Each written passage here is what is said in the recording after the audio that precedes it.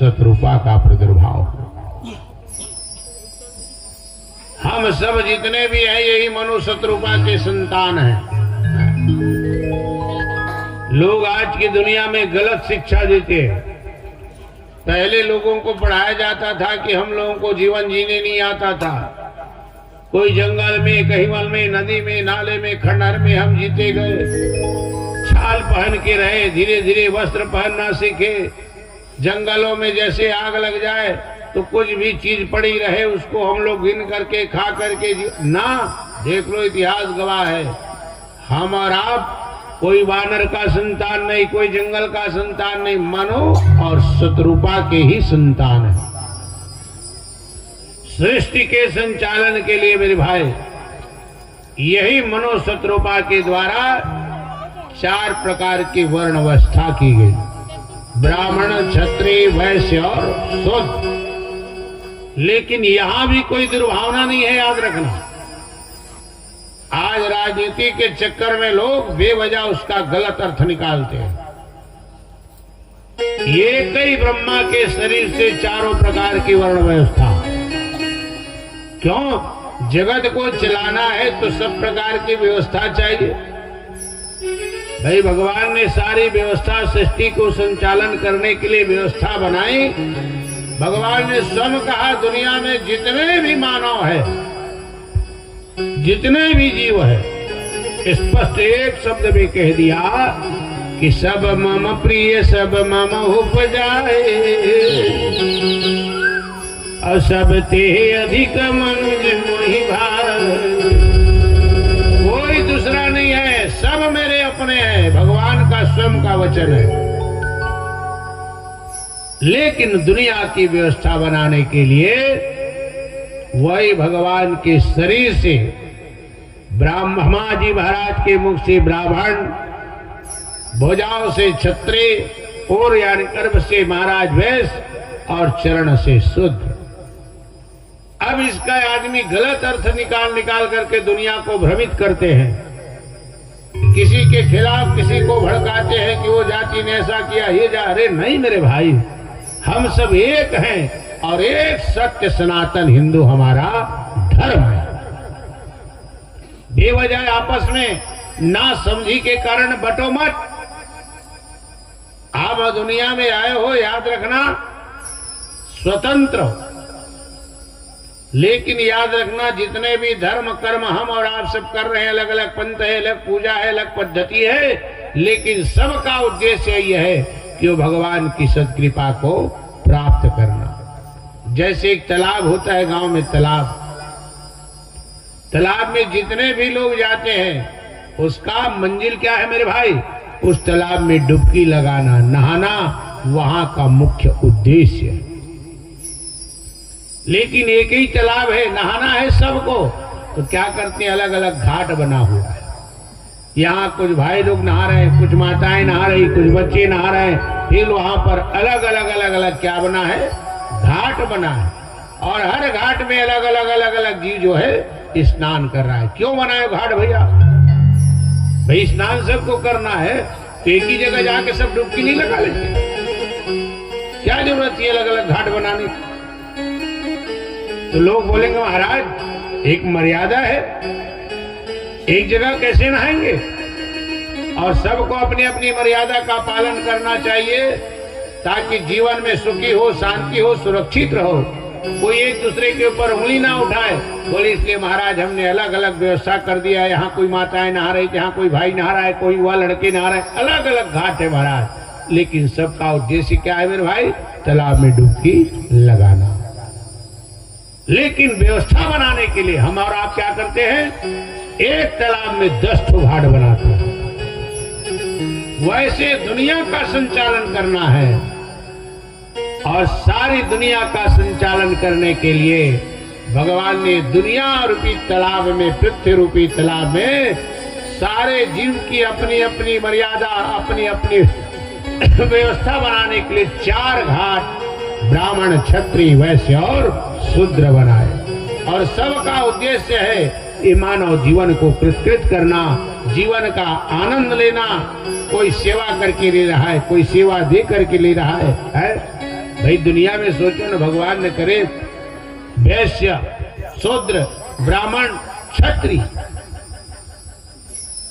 तो जीवन में भगवान ने करे सबको वैसे यानी व्यापारी बना देती दुनिया में, तो सबो जन धन व्यापारी धान खरीदिए बना देती, एका जन धान बोइया भी चाहिएगा भाई, तब तो उसका समानता कैसे होगा, चलेगा कैसे? सबो जन किसान हो गए, धान के कोई लेवे नहीं, किसी कर में धान ल मूल बोरा नाचवे का भाई, उसका भी संचालन करना है तो व्यवस्था बनानी पड़ेगी ना।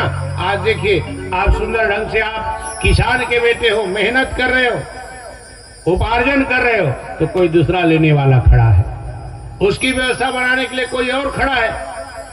ऐसे ही दुनिया का संचालन करने के लिए 4 प्रकार से, शूद्र का मतलब सेवा करने वाला, इसका मतलब ये नहीं कि वो पतित है, इसका ये मतलब नहीं कि वो छूत है। लोगों ने गलत संदेश दे दिया, बेवजह समाज में बिखराव पैदा कर दिया। 4 प्रकार की व्यवस्था, और इसमें माताओं सर्वप्रथम नर और नारी, बाएंग से महाराज मनु, दाएंग से महारानी शत्रुपा, और यही दोनों ने जब गृहस्थ शुरू किया तो इन्होंने कहा महाराज गृहस्थ तो शुरू करना जरूरी है, आपकी आज्ञा को हम सिरोधार्य कर रहे हैं, लेकिन पहले रहने का स्थान तो बताओ महाराज। बोले जब तक के पृथ्वी नहीं मिलेगी रहेंगे कहां? तब ब्रह्मा ने उसी समय जोर से छींक आई और ब्रह्मा ने भगवान से प्रार्थना की, प्रभु आप सृष्टि को आगे बढ़ाओ करके इजाजत देते हो, पहले रहने का स्थान तो बताओ। वो पृथ्वी लोग कहाँ है महाराज, उसको तो ला करके दो। बोले एक कमल के पत्ते पर नाथ, यह दुनिया किस प्रकार ठहरा जाएगी? कब तक कमल के पत्ते पर रहेगी महाराज?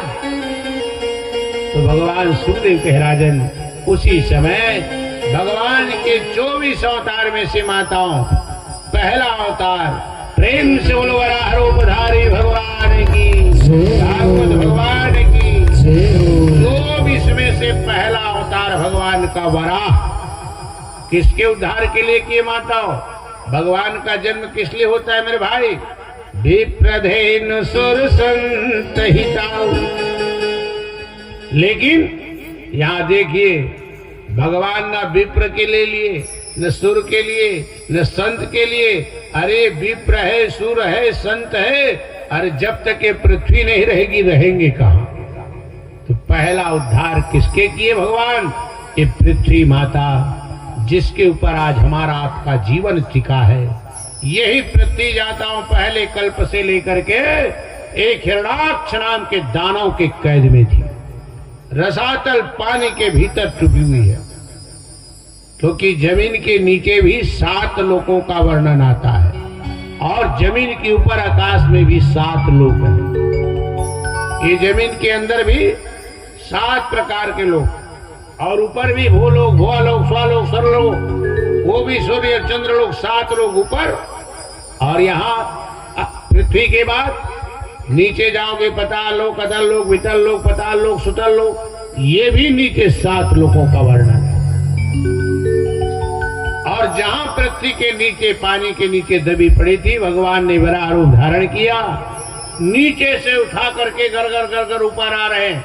हिरणाक्ष नाम का दानव बड़ा ताकतवर जीव है। बीच में भगवान का आकर के रास्ता रोके, देवताओं ने प्रार्थना की, प्रभु यही हिरणाक्ष है जो सारे पृथ्वी को पाताल लोक यानी पानी के भीतर छिपा करके रखा है, इनके आतंक से हम त्रस्त हैं, हमारा उद्धार करो, इससे मुक्ति दिलाओ। और तब भगवान ने क्या किया माताओं? सुखदेव कह राजन, यही पृथ्वी जो नीचे थी उसको लेके गरगर गरगर ऊपर आया, और ऊपर लाने के बाद जल के ऊपर पृथ्वी को रख खड़े हुए भगवान, काट दिया सिर दुष्ट का राजन चक्र सुदर्शन। चक्र चला है, सर अलग धड़ अलग, हिरणाक्ष नाम का दानव मारा गया, उनमें से एक आत्मज्योति निकली, वही भगवान में विलीन हो गई। ब्रह्मा जी मनु शत्रुपा को पृथ्वी मिला और दोनों ने जब गृहस्थ जीवन जिया मेरी माताओं, तो यही मनु और शत्रुपा के गृहस्थ में फिर आकृति, प्रसूति और देहूति नाम के 3 बेटी हुई। प्रियवत और उत्तानपाद नाम का 2 बेटा हुआ। दुनिया बढ़ती गई। कई लोग कहते हैं अभी भी जो सनातन परंपरा को बदनाम करना चाहते हैं, आज हम और आप सम्मान कर रहे हैं तो बदनाम करने वालों की भी कमी नहीं है दुनिया में।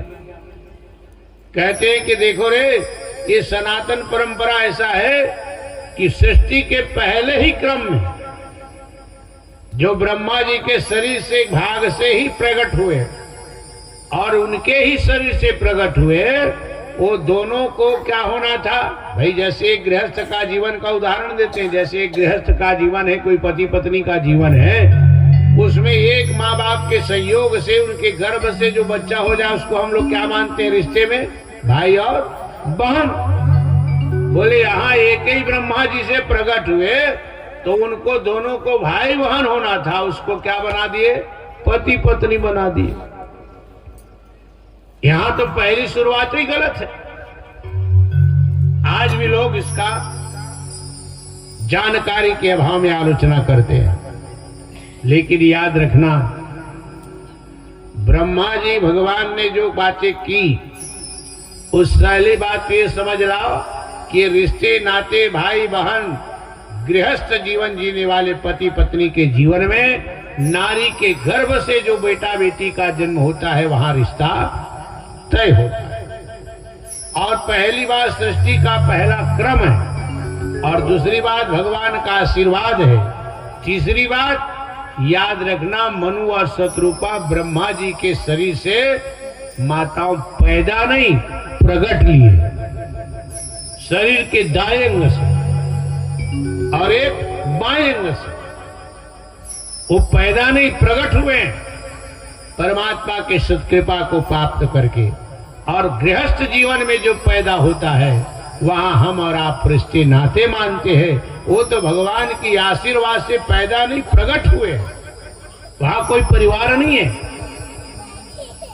इसलिए वो दोनों को। और दूसरी बात, महाराज ब्रह्मा जी ने उसको प्रकट भी किया है, तो कहां से किया है? क्योंकि ब्रह्मा जी को मालूम है कि पहला क्रम है, मुझे मनु महाराज की इसको पत्नी बनाना है, तो उसके शरीर के बाएं अंग से ही उसका प्रागट्य हुआ है। और याद रखना,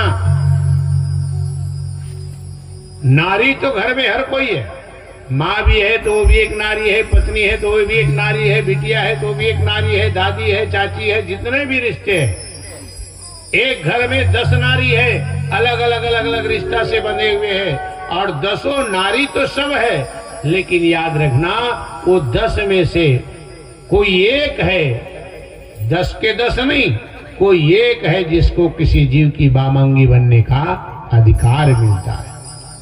बामांगी यानी पत्नी, धर्म पत्नी। और चूंकि महाराज ब्रह्मा जी को मनु महाराज की बामांगी बनाना है, अर्धांगिनी बनाना है, इसलिए सुखदेव के राजन उसको बाएं अंग से प्रकट किया। बामांगी कहलाने का अधिकार हर नारी को नहीं है, सिर्फ जो पत्नी होती है उसी को ही बामांगी कहा जाता है। कई लोगों के मन में शंका होती है कि दुनिया बनाने वालों ने जब दुनिया बनाई तो कैसे बनाई हुई? कौन किसको पहले बनाया भगवान ने? पहले नर आई कि नारी, स्त्री आया कि पुरुष? अरे ये कहावत नहीं सुने होगे तो एक कहावत जरूर सुनोगे दुनिया में, फेमस कहावत। क्या है? पहले मुर्गी आई कि अंडा? आज भी लोग कहते हैं भगवान ने किसको बनाया होगा, पहले मुर्गी की अंडा? ले वाकई में सोच बड़ा कुटांग लगती, काई से पप्पू भैया मुर्गी से अंडा सोच तो कुटांग लगती। मान ले मुर्गी कहा था, तो जब तक अंडा नहीं हुई तब तक मुर्गी कैसे बनी? तो नहीं महाराज, चल अंडा की देता, अंडा जब तक मुर्गी नहीं रही अंडे कहाँ लाई? ढाई भाई मन सब अभी बरी रखिया कोढ़क बनावा तो सब शुरू हो गए हुई हो गए हो हृदय बना रहे हो। तो कभी सोचे दाई हो पहली तुम्हार रखिया ही सोई कुकर बीजा ही सोई सोच बड़ा विकेट लगते। सब जितने भी दुनिया में देख लो यहाँ है, जितने भी ये चीज जो एक दूसरे के पूरक हैं, जो एक सिक्के के दो पहलू हैं, एक के बिना दूसरा अधूरा है, ये सब के रचना करने वाले हमारे भगवान जब दुनिया में पहली बार बनाया होगा माताओं तो देख लो, कथा गवाह है, जान लो, समझ लो कि नर और नारी को भी भगवान ने कोई आगे पीछे नहीं। ब्रह्मा जी ने जब दोनों का जन्म प्रागट्य किया तो दाएंग से महाराज मनु, बाएंग से महारानी शत्रुपा, कोई आगे नहीं, कोई पीछे नहीं, दोनों को माताओं एक साथ ही दुनिया में प्रकट किया है। तो मान के चलो जी, अब वो नर नारी मनु शत्रुपक बात ल लिख दी भगवान कथा में, मुर्गी अंडक बात ल थोड़े लिखेगा, उसका समाज चौका है, बोला थोड़े लिखती चलो।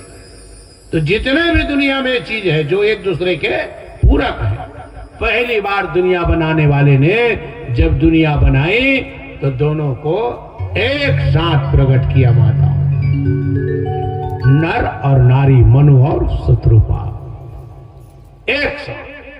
और यही दोनों के गृहस्थ में फिर आगे ये दुनिया भर गई माता।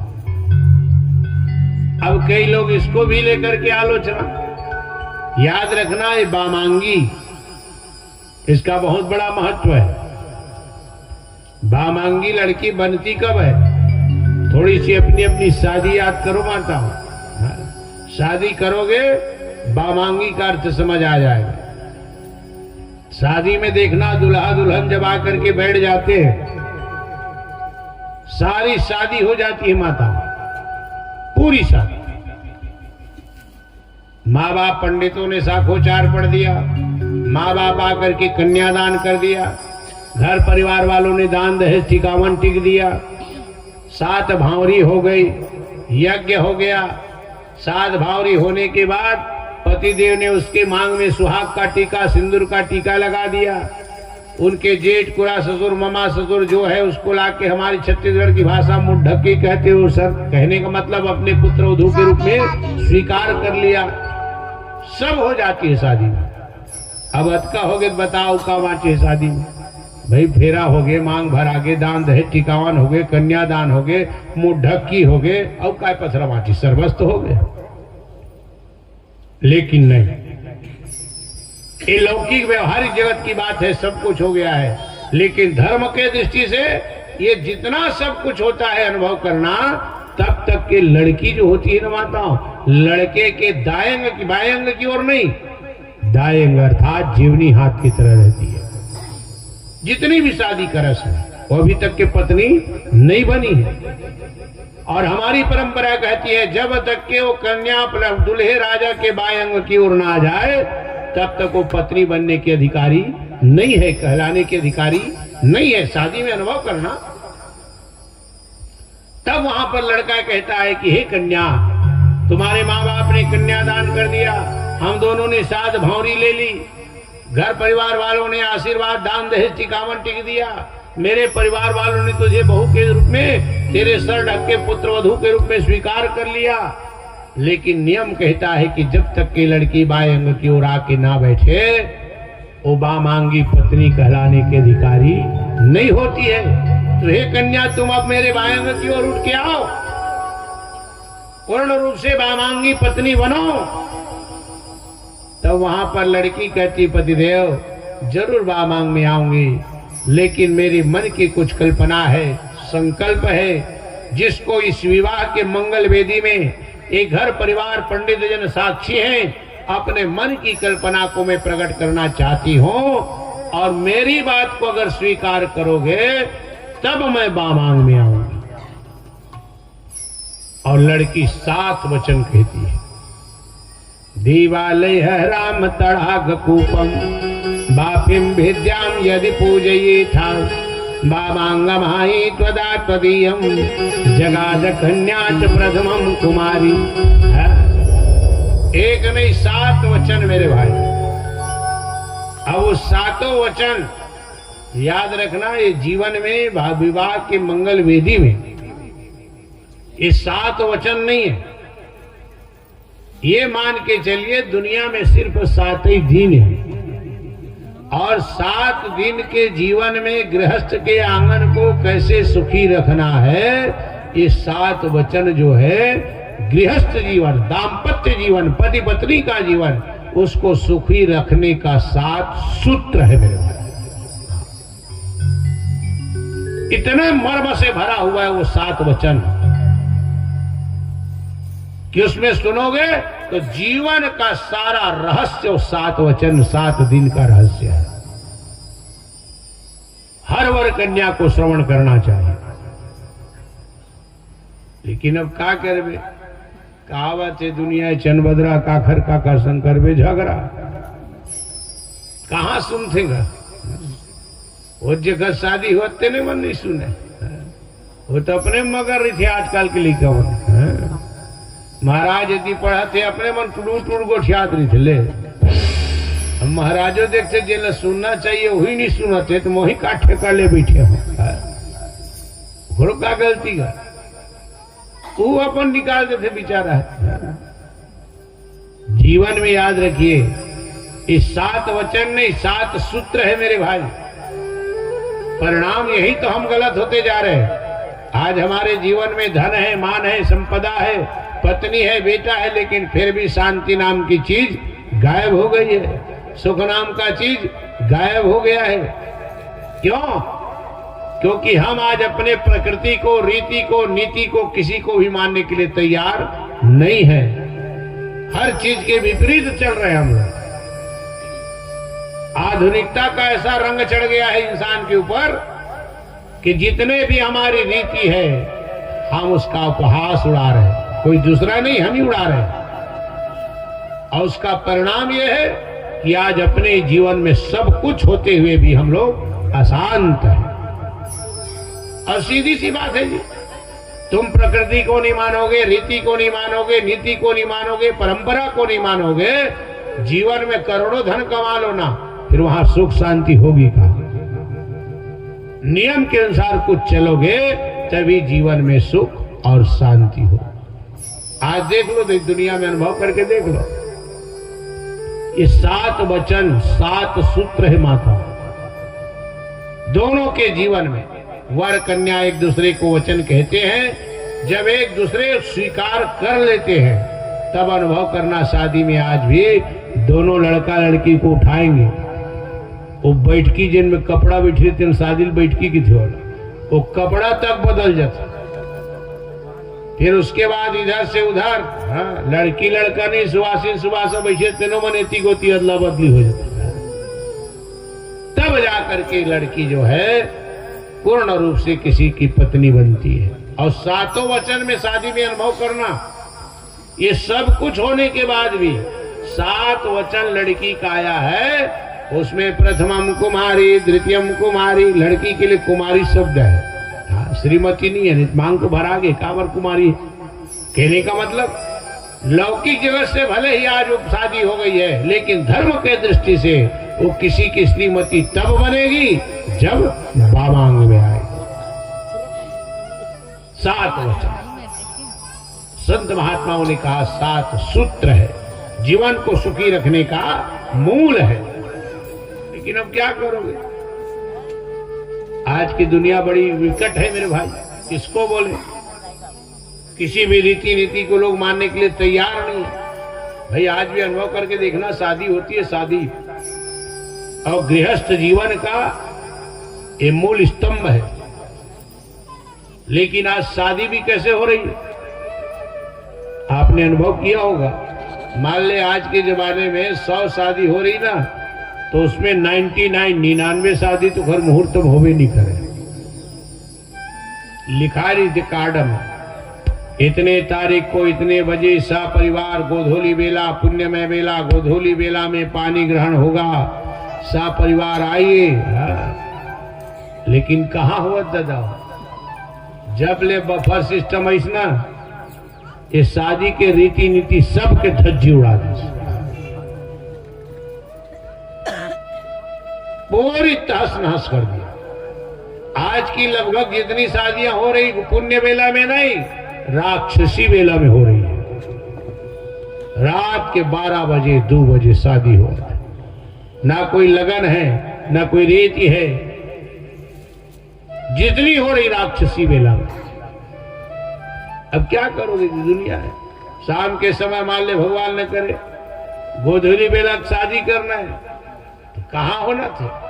वो तो भैया आदमी आई जल्दी जल्दी करो यार, चलो गोधूली में पानी। अरे कहाँ महाराज, कहाँ गोधूली, अभी डीजे बेला है किस होगा। आजकल डीजे है धमाक धमाक धमाक धमाक, और ऐसा डीजे हो। एक जगह शादी हो रही थी, 2-3 घटना हो गई। वो डीजे की आवाज से जो है तो दुल्हा को ही अटैक आ गया है? सत्य घटना है। कोई नाश्ते नाश्ते मर जाता है, कहां मान रहा है आदमी बता। एक जगह ऐसी शादी हुई, साहू ही परिवार था भिलाई में। उनकी 2 बहन थी, एक रेलवे में थी, एक टीचर थी। अब थी क्या, आज भी है। अब दोनों बहन की एक साथ शादी हुई तो शादी उनका तय हो गया। तो मेरे फोन लगाया, महाराज जी दोनों बहन की शादी लग गई है, इतने तारीख को बारात आएगी। मैं बोले ठीक है भाई, अच्छी बात है। तो बोले महाराज जी इतने तारीख को शादी करने आपको आना है। तो मैं कोई और गांव में था, कहाँ था ये तो याद नहीं। मैं बताया नहीं साहू जी मैं तो भागवत पढ़ रहा हूँ दूसरे गांव में, नहीं आ पाऊंगा भाई, कोई दूसरा पंडित देख लो। तो बोले महाराज जी कब आओगे।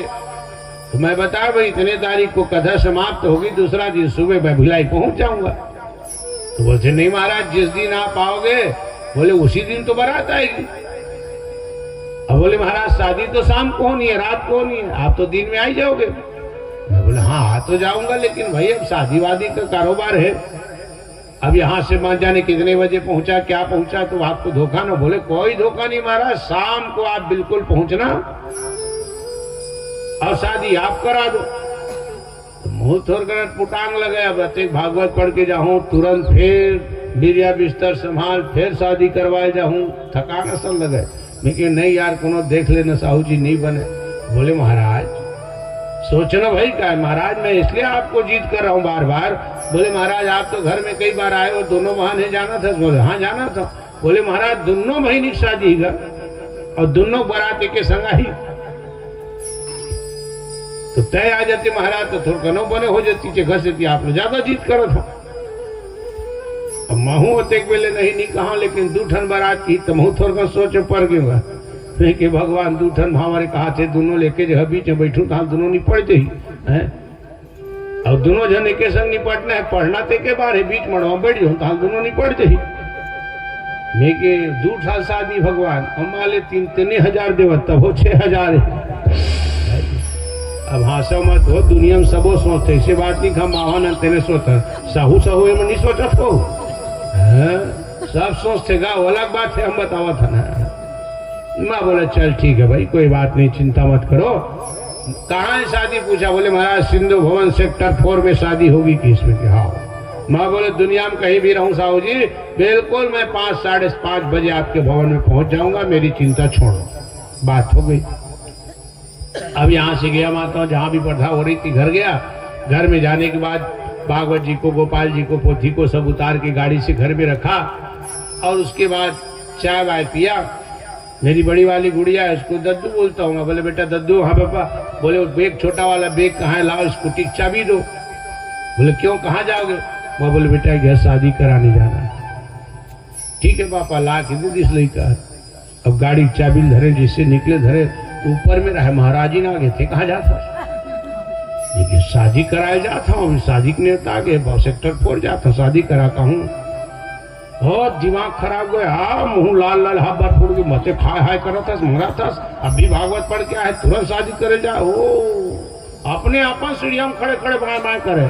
मिकी भगवान बोले घर संग मुंह लड़ाना बेकार है, ज्यादा मुंह लड़ावे तुम्हारा शादी जात रही घर काय फर्क पड़ी।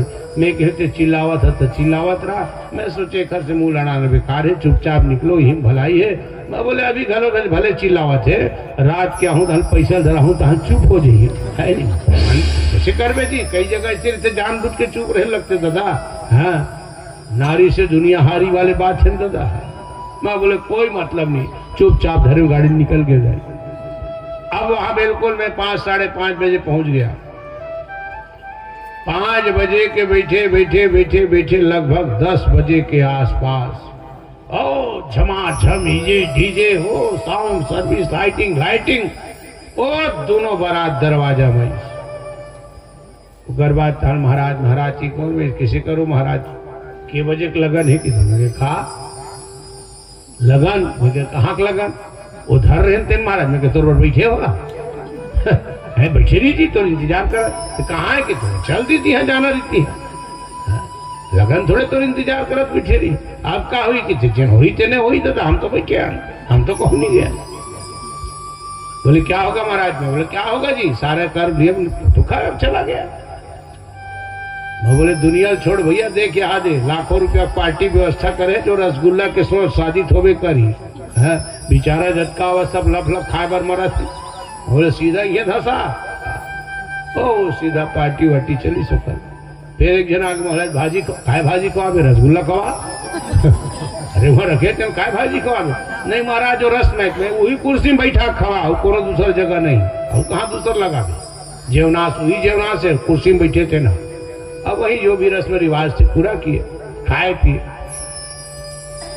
इन प्रकार लगभग 11:30 पौना 12 बजे के आसपास पार्टी वार्टी निपट गए। तब दोनों दुल्हा दुल्हन आकर अगल बगल में बैठी और जैसे बैठी पूजा शुरू कराऊं कि सोचत रहा सुवासी रहा तेन मुचुर मुचुर करा था। बोले महाराज शुरू करा था कि कैसे लगता तो कटेक बेर लगी दिमाग खराब नहीं हो जाता हुआ यहाँ 5 बजे बैठे हम शुरू नहीं करें कटेक बेर लगी। अब देखे ऐसे पलट के गुस्सा मत दादा ओखर से थोड़े पूछा था महाराज कावर पूछा था अभी शुरू नहीं करा जाना था नहीं 5 बजे बैठे हकार पूछा था। बोलते नहीं महाराज एक से पूछा था महाराज कि दूल्हा दुल्हन दोनों जन बैठे थे शादी में और थोड़ देर के बाद 12 बजे ही रात है। बोलता अरे मन खाए नहीं महाराज उपास से पानी ग्रहण होगी के अब 12 बजे के बाद कहाँ कैसे खाई तेखर से देखो बात सही है। जे घर शादी में दुनिया है झमाझम खा थे नाचा थे और जा जे घर शादी हुए तेन भूखे मरा थे काबर भूखे रह जाए ले जाओ खवा करा लेके उसे कर बेगा। इन प्रकार इन माताओं लगभग सुबह 4:30-5 बजे के आसपास शादी संपन्न हुआ। अब बताइए भला न कोई रीति है न प्रकृति है न लगन है न रीति है न रिवाज है, कौन सी शादी है? जिस लगन को शादी करने के लिए आप लगन पकड़ते हो हैं कहीं जाते हो पंडित बुलाते हो इस लगन में शादी करना है उसका पूजा करते हो पाठ करते हो कुल देवी देवता को मानते हो। अब वो लगन की बेला ही ठीक नहीं है जी मिलन का तो फिर जीवन में सुख की कल्पना क्यों करते हो है? वो लगन कौन सा लगन है माता जिसको आप लगन धरना बोलते हो? आप क्या है वो? 2 गांव 2 घर 2 परिवार 2 अजनबी 2 शरीर जो मिलन की बेला है उसका नाम है लगन।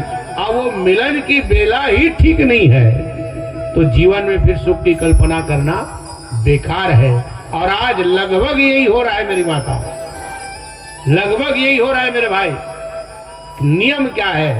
अगर उसको मानोगे नहीं, रीति को मानोगे नहीं, आधुनिकता के चक्कर में उसका फल भी हमको और आपको ही भोगना पड़ेगा। और आज लगभग 99% यही हो रहा है। लोग दिखावा के चक्कर में अपने रीति को भूलते जा रहे हैं, अपने कर्म को भूलते जा रहे हैं।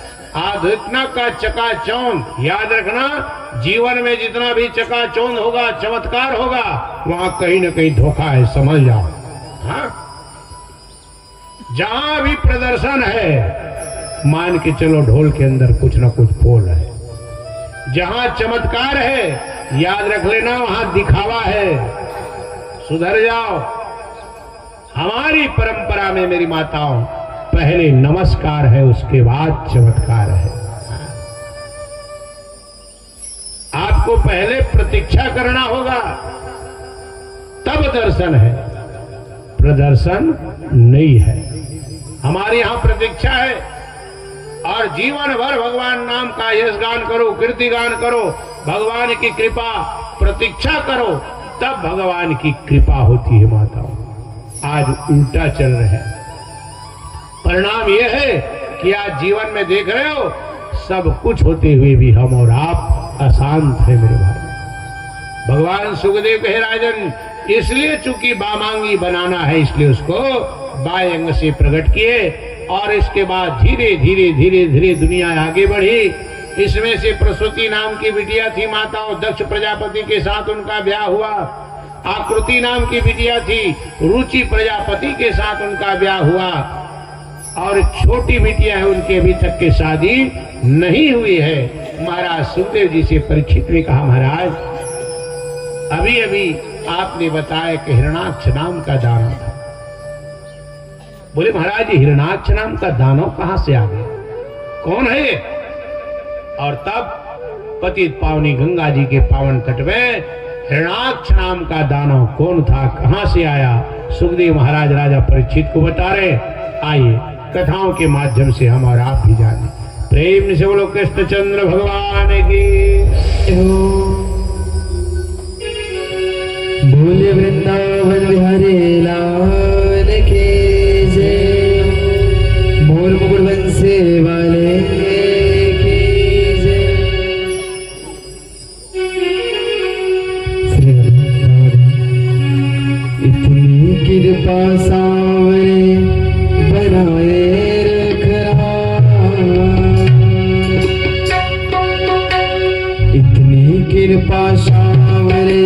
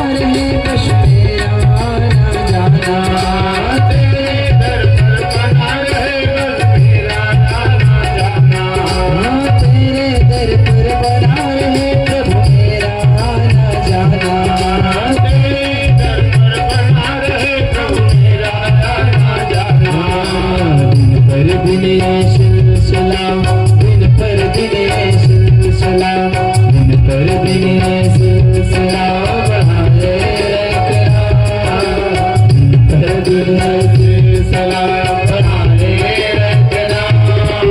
मन से जब तक सेवा में लगाए रखना, मन से जब तक सेवा में लगाए रखना। इतनी कृपा सामने बनाए रखना, इतनी कृपा सामने बनाए रखना। मरते दम तक सेवा में लगाए रखना, मरते दम तक सेवा में लगाए रखना, मरते दम तक सेवा में लगाए रखना, मरते दम तक सेवा में लगाए रखना, मरते दम तक सेवा में लगाए रखना। बोले वृंदावन बिहारी लाल की जय। सुखदेव कहे राजन, ये हिरणाक्ष हिरण्यकश्यप भगवान के ही पहरेदार थे और भगवान की राजकीय व्यवस्था में दरवाजे में पहरा लगाना ही इनका काम था। यही सनक सनंदन सनातन, यही चारों सनत कुमारों के हिसाब से ये वहां से पतित होकर के पृथ्वी लोक पर आए। क्यों? जैसे ही ये चारों मानसी पुत्र ब्रह्मा जी के भगवान का दर्शन करने आए माताओं, सुखदेव कहे राजन, ये चारों वैसे चले आए, दरवाजे के अगल बगल में खड़े थे, रोक दिए। बोले महाराज, आप भगवान के प्रिय हो, फिर भी यहां से डायरेक्ट नहीं, आपको थोड़ा देर रुकना होगा, हम अंदर जाएंगे, भगवान की आज्ञा लेंगे, आज्ञा होगी स्वागत समेत आपको अंदर ले जाएंगे। अभी साधु सन्यासी माताओं कहां मानने वाले जीव है। बोले तुम्हारी इतनी हिम्मत, हमको रोक दिए रे। बोले ठीक है, भगवान के पास मिलने के लिए आने वालों के लिए नियम मालूम होगा, लेकिन इनको याद नहीं, हम संत है, महात्मा है, और संत अगर भगवंत से नहीं मिलेगा, साधु नहीं मिलेगा, तो क्या शैतान भगवान से मिलेगा? और जो भगवान के दरवाजा में रह करके साधु को भगवान से मिलने के लिए रोके, वो जीव इंसान नहीं शैतान ही हो सकता है। वो हमको रोकने की कोशिश की, निकाले कमंडल से जल। अरे 3 जन्म तक भूमि पर रहो पिशाच समान। सुखदेव कहे राजन, 3 जन्म राक्षस योनि में जाने का श्राप लग गया माता। जय विजय थर थर थर थर कपने लगे, वो हल्ला होने लगा। भगवान चले आए बाहर, जय विजय जाकर के चरणों को पकड़ लिए। बोले प्रभु, हम तो आपकी आज्ञा का पालन कर रहे हैं, आपके दरवाजे में खड़े हैं, आपकी आज्ञा पालन कर रहे हैं, और आपकी आज्ञा पालन करते करते हमें 3 जन्म राक्षस योनि में जाने का श्राप। बोले हमारी क्या गलती है मालिक? भगवान ने कहा जय विजय, अब क्या करूं, साधुओं का श्राप है, अन्यथा होगा नहीं, क्योंकि दुनिया की रीत है, तीर से निकला हुआ कमान, शरीर से निकला हुआ प्राण और मुंह से निकली हुई जुबान कभी वापस नहीं आती। जय विजय चरणों को पकड़ लिया। बोले महाराज हमारा दोष। भगवान ने कहा मेरे दरवाजे पर मेरी आज्ञा का पालन करते करते तुम लोगों को श्राप लगा है, अन्यथा नहीं जाएगा। लेकिन हाँ, मैं ये वचन दे रहा हूं जय विजय की, मेरे दरवाजे पर तुमको श्राप लगा है, इसलिए जब जब तुम पृथ्वी लोक में जन्म लोगे, भगवान ने कहा मैं तब तब अवतार लूंगा, और जब तुम जन्म लोगे तो मैं तुम्हारे कारण ही अवतार लूंगा, और मेरे ही हाथ में तुम्हारी मौत होगी, मेरे सिवाय कोई दूसरा तुझे नहीं मार पाएगा। 3 जन्म तुम जन्म लोगे, वक्तन पक्का है जय विजय, मैं भी 3 जन्म तुम्हारे लिए अवतार लूंगा, और पृथ्वी लोक में भी तेरे को दर्शन दूंगा, बाद में उद्धार करूंगा। जय विजय की समर कारण हमारे भगवान घलो कावत है। अच्छी बात। जय विजय की महाराज ये 3 जन्म के बाद ये समझ आ गई कि एक मतलब हम 3 जन्म राक्षस बनबो ते भगवान बन के आबे है नी, हम अनति करबो ते मारबे। हाँ, देख कैसे स्वामी फिट होते दाई। भगवान भी कैसे नियम से बंध के आते हैं। आने से पहले पूरी प्लानिंग हो रही है, बात को समझिएगा। हाँ? 3 जन्म तक हम राक्षस बनबो ते भगवान बन के आवे, हम अति करबो ते मारबे। भगवान ने कहा बिल्कुल यही होगा। तो बोले 3 जन्म हो जाइए ओकर बाद कहाँ जाबो? ओकर बाद हमारे कोनो में ठो ठुकाना है कि नहीं है? भगवान ने कहा चिंता मत करो, अभी ये समझ लो इतना दिन तक के स्वर्ग हम ड्यूटी करत रहे मोर दरवाजा में। 3 जन्म पर ट्रांसफर हो गए कहाँ पृथ्वी लोग, वहां प्रमोशन करा फिर ही मैं ड्यूटी धरा लू, चिंता मत करो कि।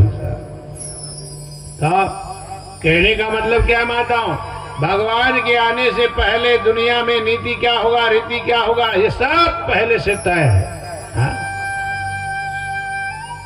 जैसे सीरियल देखते हो, सीरियल टीवी सीरियल देखते हो ना, चाहे सीरियल में देखते सीरियल चला थे क्योंकि सास भी बहू थी। हाँ? कुम सीरियल में देखते कोनो बहू लड़ा थे, झगड़ा थे, कोनो मरा थे, कोनो जिया थे, कोनो गाने गावा थे। हाँ? कोनो लड़ाई करा थे। और जितने भी वो कर रहे टीवी में, अनुमान लगाना, थोड़ा बात को समझना, वो नाटक ही है माताओं। हाँ? सच्चाई से परे है। वो जितना कुछ भी रोल अदा कर रहे ना, उसको कहा जा रहा है यहाँ पर तुम लड़ाई करो तो लड़ाई कर रहे, यहाँ पर रोना है तो रो रहे, यहाँ पर हंसना है तो हंस रहे। लेकिन वो रो रहा है, हंस रहा है, उसको रोने वाला, हंसाने वाला, उसको ड्यूटी कराने वाला डायरेक्टर कोई और है। और जो डायरेक्टर है ना, वो टीवी में दिखाई नहीं पड़ता मेरी माता। बस यही समझिए, दुनिया में हम सब आए हैं, हमारा भी डायरेक्टर कोई और है। कहां है दिखाई नहीं पड़ता है। प्रारब्ध में जो कमाए हैं भगवान ने लिख दिया है, क्या होगा पहले से लिखा गए हो। वायु कर्म विद्याचा निधन धन में वचा पंचेत निर्वाणम माता एन गर्भस्थता। जीव जब मां के गर्भ में होता है, ब्रह्मा जी के द्वारा प्रारब्ध में हमने आपने जो कमाया है उसको पहले से उसकी रचना कर दी जाती है। बस कर्म करते रहो, जीवन में फल प्रकट होते रहेगा। और यही जय विजय। आकाश मार्ग से पतन होकर के नीचे आए। अब नीचे जन्म लेना है तो जब तक कोई माँ का गर्भ और नहीं होगा, जन्म होगा कैसे माता? किसके गर्भ में जाए? तो बोले कहाँ है? बोले ईश्वर कश्यप ऋषि की। अरे दीति अदिति 2 नारी थी, दिखने में दोनों बड़े सुंदर, अरे दोनों ही सुकुमारी थी। पृथ्वी लोक में कश्यप नाम के ऋषि जो पत्नी माताओं, एक के नाम दीति, दूसरे का नाम अदिति, दोनों बहन है। इसमें से अदिति नाम के नारी के गर्भ से माताओं देवता रूपी कई पुत्रों का जन्म हो चुका है। लेकिन उसकी दूसरी पत्नी दीति के गर्भ से अभी तक कोई संतान का सुख नहीं है मेरे भाई। अभी तक उसके जीवन में गृहस्थ में पति का साथ तो है, लेकिन मातृत्व का सुख नहीं मिल पाया है। यही सायंकाली गोधूली बेला का समय था। महारानी अदिति के छोटे छोटे बच्चे आश्रम के किनारे खेल रहे, कूद रहे, बर रहे। बालक एक स्वभाव, बैठे बैठे देख रही बच्चा खेल रहा है, कूद रहा है, और अपने ही बहन के, अपने ही सौतन के बच्चों को देखने के बाद इसके मन में मातृत्व की भावना जाग गई माता कि काश मेरे गर्भ से भी मेरा कोई बेटा होता, इतना सुंदर मेरा बेटा होता, तो भी मुझे माँ माँ कह करके पुकारता, सुंदर गोदी में उठाती, उसको लाड प्यार करती। किसको देख के? अपने ही बहन के छोटे छोटे बच्चों को देखकर मातृत्व की भावना जागृत हो गई। और जैसे मातृत्व की भावना जागृत हुई माताओं, संयोग ये बना, उसी समय महाराज कश्यप का आगमन यानी पतिदेव का आगमन हो गया। और जैसे पतिदेव महाराज आए, मां बनने की चाहत मन में पहले से उत्पन्न है, और जैसे पति का आगमन हुआ, सुखदेव कहे राजन, वही मातृत्व की भावना, बेटा पाने की चाहत जब प्रबल हुई तो माता वासना में तब्दील हो गई और उसी समय अपने पति से 2 घड़ी के लिए प्रेम पाना चाहती थी। महाराज कश्यप ने समझाया, देख दीदी तू मेरी पत्नी है, मैं तुम्हारा पति हूं, पति पत्नी का जीवन भी है तो वहां भी कुछ मर्यादा है, वहां भी कुछ शील है, वहां भी आचरण है, और गृहस्थ जीवन की मर्यादा में रह करके ही सुख भोग करना, यही गृहस्थ है। कहा दीदी तू मेरी पत्नी है, मैं तुम्हारा पति हूं, लेकिन याद रख दीदी, ये सायंकालीन वेला जो है ना, दिन का गमन रात्रि का आगमन, ये गृहस्थ जीवन के निर्वहन करने की वेला नहीं है, बल्कि सायंकालीन वेला में हर घर की नारी अपने घर के दरवाजे पर दीपदान करती है, होम धूप करती है, घंटा घड़ियाल करती है, शंखनाद करती है, और हर दरवाजे पर दीपदान होता है। भगवान भोलेनाथ नंदी में बैठ करके भ्रमण के लिए आते हैं, माता लक्ष्मी हर घर के दरवाजे पर चल करके चमक चमक पायल की झंकार लेकर के आशीर्वाद देने आती है। और ऐसा पुण्यमय वेला, गोधूली वेला के समय में तुम चाहती हो कि हम दोनों पति पत्नी गृहस्थ जीवन निभाए? बोले नहीं जीती, बार बार समझाया, लेकिन बेटा पाने की चाहत इतनी वासना में तब्दील हुई कि महाराज पतिदेव के लाख कहने पर भी जीती नहीं मानी मेरी बात। सुखदेव कहे राजन, महाराज कश्यप ने जान गया, बाल हट वृद्ध हट नारी हट, बेटा पाने की चाहत वासना में तब्दील हो चुकी है, मानने वाली नहीं है। सुखदेव कहे राजन, यही सायंकालीन बेला, गोधूली बेला के समय में माताओं, यही दोनों कश्यप और अदिति, दोनों पति पत्नी ने गृहस्थ जीवन का निर्वहन किया। सुखदेव कहे राजन, वासना जब शांत हो गई, महाराज कश्यप ने कहा अदिति याद रख, तुमने बेटा पाने की चाहत में गृहस्थ की मर्यादा को खोया है, याद रखना ये मिलन बेकार नहीं होगा, तेरे गर्भ में जरूर मातृत्व का सुख होगा, लेकिन याद रख ये गर्भ से जो बेटा पैदा होगा बोले महान राक्षसी प्रवृत्ति का हो। इसलिए नियम है माता, भागवत परंपरा कहती है, बेटा अगर मां के गर्भ से जन्म लेने के बाद अगर राक्षसी प्रवृत्ति का है तो इसमें मां का दोष है, मातृदोषा राक्षसा। मां ने गर्भावस्था के दौरान, गर्भाधान के दौरान, 9 महीने गर्भावस्था के दौरान ऐसा कुछ ना कुछ आचार से, विचार से, व्यवहार से कोई ना कोई गलत काम करती है, उसका परिणाम ये होता है कि उस मां के गर्भ से जन्म लेने वाला बेटा राक्षसी प्रवृत्ति का होता है। अभी तो दुनिया में देखने ना, दुनिया वालों ने केकई को लाख गाली दी रामावतार में, क्या क्या नहीं कहा दुनिया वालों ने केकई को, सारे जड़ का कलह घर घर से लोग गाली देने लगे। लेकिन संत महात्माओं ने कहा कि कई गलत नारी थी, ये हो ही नहीं सकता। क्यों? बोले केकई नारी अगर गलत होती तो केकई जैसे नारी के गर्भ से भरत जैसे बेटे का जन्म हो ही नहीं पाता। जिस बालकी के गर्भ से भरत जैसा बेटा हो, वो मां गलत कैसे होगी? संत महात्माओं ने कहा माताओं, इसलिए हमारी परंपरा में अगर बेटा राक्षसी प्रवृत्ति का है तो मां का दोष बताया। पितृदोषा मूर्खजा, मूर्ख प्रवृत्ति का है तो फिर ये मां का नहीं बाप का दोष है। कायर दोषा वंशजा, तीसरा बताए कायर है, मेहनत करने से जी चुरा रहा है, लाल है, तो न मां का दोष न बाप का दोष, जिस कुल में जन्म लिया है वो कुल परंपरा का कुछ ना कुछ दोष है। मातृदोषा राक्षसा, पितृदोषा च मूर्खजा, कायर दोषा वंशजा और दरिद्र दोषा है आत्मना।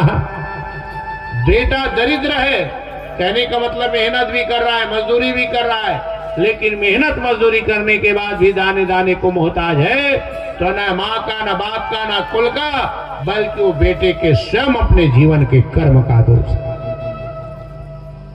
यही दोनों आए और इसी के गर्भ से जब आगे चल करके माताओं यही जय और विजय बोले, जिनके बल विक्रम के आगे अरे देवता भी थर्राए हैं, वो हिरण कश्यप और हिरणा राजन जग में नाम कहाए हैं।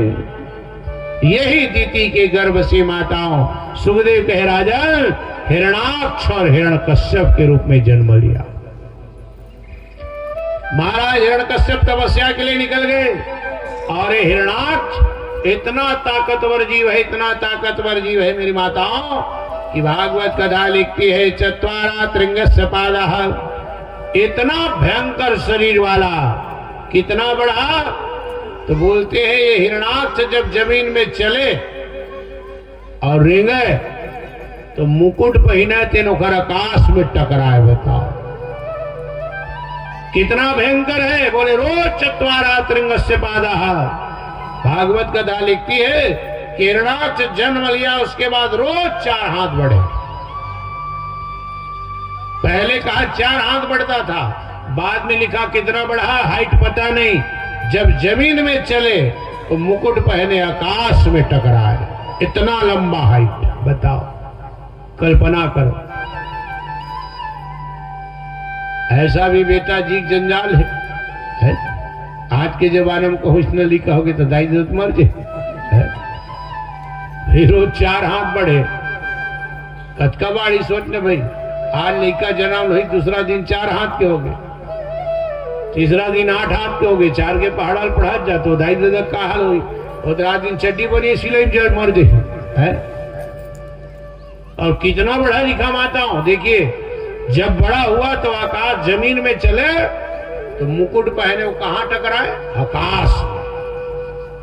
सोचिए कितनी लंबी हाइट रही होगी, सोच के देखो ना भाई। मान ले जाए अतका लंबा रही सोई हुआ जमीन में रह गए तो आकाश में खर मुकुट टकराए, कतका हाइट, तो कौन दर्जी खर बार फुल पेंट शर्ट सिलाती सोई भगवान जाने के मीटर लगाती सोई। सोच के देखो ना, हर चीज बड़ा विचित्र। मान ले जाए कपड़ा छोड़ दे, कहूं सूता तरी सो ही हाँ, कचका बड़ पलंग लगाती सोई, खटिया गथैया की छूट जाती। याद रखना माताओं, भागवत समाधि की भाषा है। मैंने कल ही आपसे निवेदन किया था, जब ये भागवत लिखी गई, लिखा कौन माताओं? भगवान गणेश जी। और बोले कौन? महाराज व्यास जी नारायण। आंख बंद किए बोलते जाए, बोलते जाए, बोलते जाए, गणेश जी महाराज लिखते जाए। भागवत समाधि की भाषा है। उसमें लिखा है कि हिरणाक्ष रोज चत्वारा त्रिंगस्य पादः, रोज 4 हाथ बढ़ता था, लेकिन उसका मतलब ये नहीं माताओं कि हिरणाक्ष का शरीर बॉडी बढ़ता था। हिरणाक्ष जो है लोभ का अवतार था माता, लालच का अवतार था। और इंसान की लालच 4 हाथ के जगह हमको रोज 8 हाथ बढ़त की बेता हो, कोई आश्चर्य की बात नहीं है। जिमें प्रतिलोभ लाभ अधिकारी, कितना बढ़ता है अनुभव कर लीजिए। आकाश में टकरा रहा है मुकुट, कहने का मतलब क्या है मेरे भाई? ये हिरणाक्ष अपने ताकत के बल पर पृथ्वी लोक के ऊपर अधिकार जमा लिया, स्वर्ग में अधिकार जमा लिया, सूर्य चंद्र लोक में अधिकार जमा लिया, लेकिन फिर भी इसको शांति नहीं है। और यही हिरणाक्ष पैरों तले पृथ्वी जिसके ऊपर हमारा आपका जीवन है, अपने पैरों तले दबाया और सारी पृथ्वी को नीचे रसातल पानी के भीतर छिपा के रख दिया था। तब भगवान ये हिरणाक्ष से दुनिया को मुक्ति देने के लिए पृथ्वी का उद्धार करने के लिए, हाँ, फिर भगवान ने बड़ा रूप धारण किया मेरे भाई। हाँ, इसीलिए तो संत महात्माओं ने कहा हिरणाक्ष देखिए ऊपर आकाश स्वर्ग चंद्र लोक में भी अपना सत्ता जमा लिया, लेकिन फिर भी उसको शांति नहीं है। इसीलिए बाबा जी ने कहा जीवन में अगर सुख चाहते हो, शांति चाहते हो, तो हिरणाक्ष जैसे वृत्ति को त्यागना होगा। कर्म करने में आपका अधिकार है, कर्म कीजिए, और कर्म करने के बाद जो फल मिल जाए, नियम ये कहता है उसमें संतुष्ट हो जाओ। इसीलिए बाबा जी ने सूत्र दिया, जीवन को अगर सुखी रखना चाहते हो मेरे भाई मेरी माताओं, तो बाबा जी ने रामायण में सूत्र दिया, कहा है, बोले अष्टमी यथाहु लाभ संतोषाहु। जीवन में कर्म करना मानव का जीवन है, आपका अधिकार है। कर्म कष्ट के कीजिए, मेहनत कीजिए, और मेहनत करने के बाद जो मिल जाए, अब नियम ये कहता है उसमें संतुष्ट हो जाओ, संतोष हो जाओ। और संतोष नहीं होगे, ज्यादा हाय हाय करोगे हिरणाक्ष की तरह, तो बेवजह मारे जाओ। जैसे समझिए बात को, जैसे हम और आप इंसान हैं।